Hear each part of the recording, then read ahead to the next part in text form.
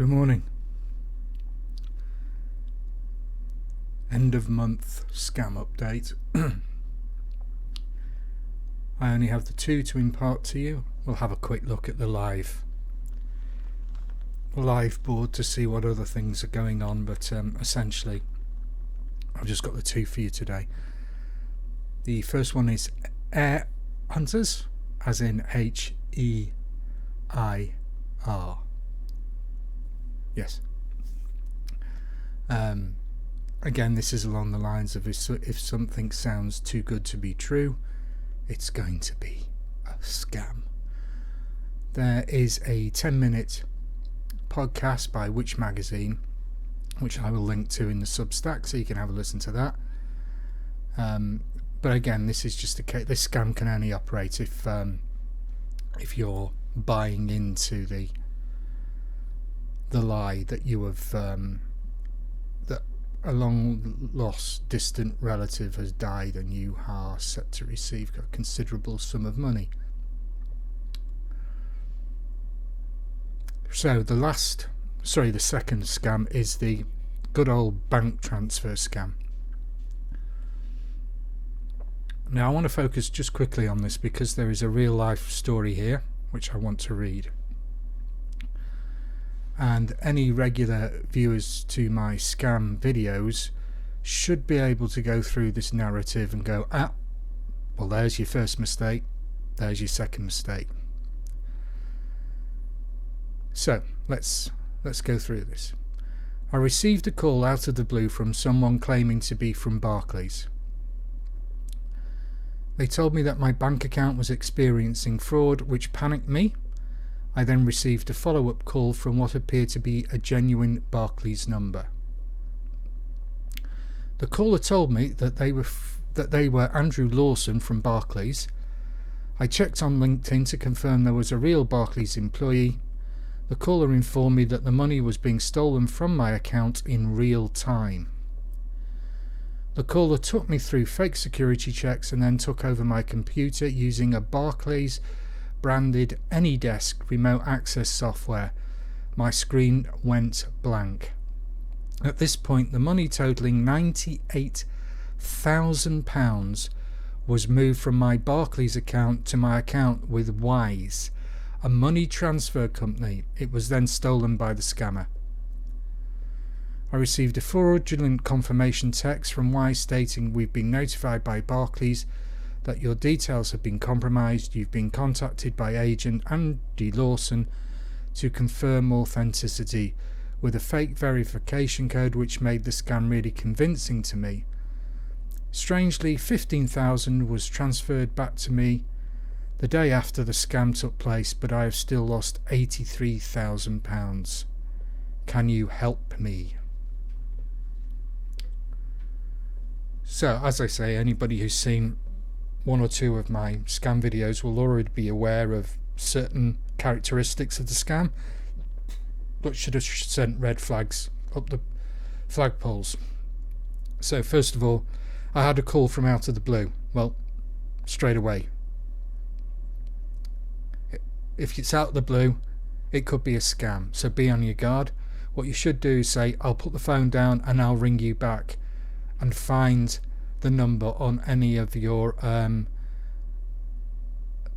bank communications that you've had. Every communication you have from your bank via the post will have a number on it that you can ring, because scammers can fake telephone numbers. All they need to do is just Google what is the Barclays main number and they can spoof that, so when it appears on your phone, landline or mobile, it can appear to be coming from Barclays, but it's not.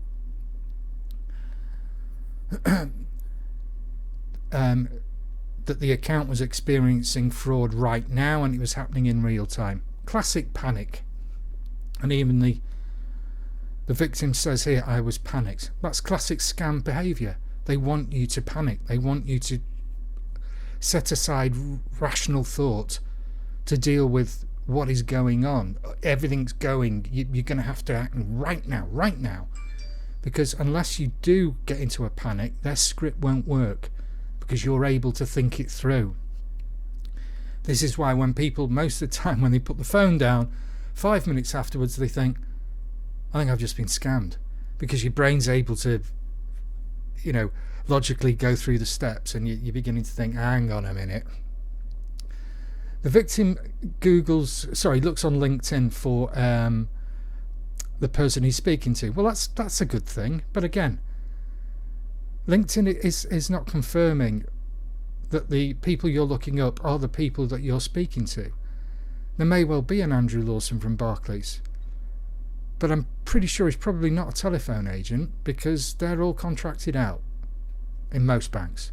Not all, but most. To India, of all places. Not all, but I think Barclays is still one that does it, actually. Took me through fake security checks and then took over my computer. There's your big one. He took over my computer. Scam can't work if they can't get on your computer. If anybody wants to access your computer, say no. Hang up. That's it. Job done. You cannot be scammed. And then they started moving money around within the transfer. Once the screen goes blank, they can do anything. And they use one piece of software to control your machine, and they normally use another one to blank out and stop your input into the computer. So if you ever find yourself in that situation where you've thought, oh, for some reason I've allowed somebody to remote control my machine, oh, and the screen's gone blank, that should be sounding huge alarm bells. Best thing you can do, pull your network cable out or turn your machine off. I think you've probably got about 30, 40, maybe a minute, but normally it's 30 seconds up to a minute before they start doing real damage in your bank accounts. And why you've logged on to your online banking when someone is connected to your machine is another no-no. But some people don't get this, and this person clearly is not vulnerable or elderly. This person was just scammed, just like you or I could be scammed. But all the warning signs are there. It's just that because he was under, or they were under such a panic, none of this made sense in their head. They just went along with what they were being told, because as far as they were concerned, it was somebody from Barclays who was trying to save their £83,000, which of course they weren't. They were trying to take the lot. And it's another good reason, another good illustration is that scammers, it's getting harder for them to take money. So when they do try and take money, when they're lined up to get it, they'll take the lot. They're not just taking £2, £3, £4, £5, £6,000. They're going to try and empty the whole account. 83 grand, bang, just gone. And that goes to the scam team. Well, it goes to the guy who runs it, and then whoever it was that actually carried out the scam would have got a healthy commission off that. So easily stoppable. So, being called out the blue, put the phone down, say thank you very much, I'll ring you back, and then just go. And the reason why I say look at your communications from the bank that you may have from the post is because scammers can also seed Google research results on telephone numbers for banks, so you may actually be ringing the wrong number. So just be aware of that. It's far easier to refer to letters or anything you've received from the bank recently that will always have a contact number on. So being called out the blue, allowing somebody to connect to your machine, and logging into your online banking while someone is connected to your machine. The three no's, the big no's of scamming. If you, at any stage, if you say no to any of those three, the scam can't work. If you allow somebody to connect to your machine but don't allow them access into your online banking, they'll fuck your machine up. Yeah. Oh yeah, they'll lock it. You'll have to take it in for a rebuild. They'll do horrible things to it. You could well lose your data as well.